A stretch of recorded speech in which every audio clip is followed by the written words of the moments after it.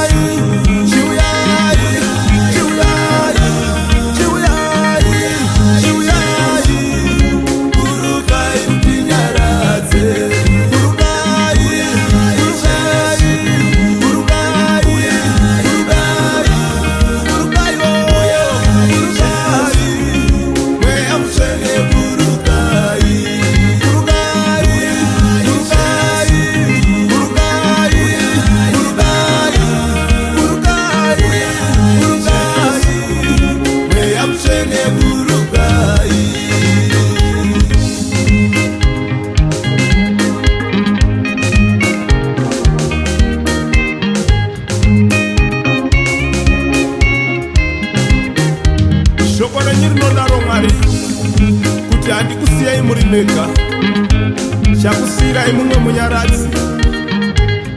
Ichokwadi kuti kurwadziwa kungavepo, ichokwadi kuti rufu murayiro waMwari, asi nenzira iyi Baba isu sevanhu tinorwadziwa.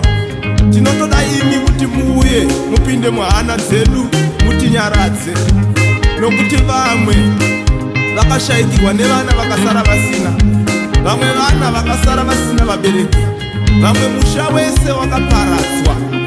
Paakuda ruoko rwenyu Mwari, paakuda nyasha, paakuda kuti Mweya Mutsvene mupindire munyaradze Zimbabwe yese, munyaradze Chimanimani, munyaradze Rusitu Mwari, munyaradze vari paNgangu, munyaradze vari paMutsvangwa uko, kwaNdima, kwaDzingire nenzvimbo dzimwe dzese Mwari.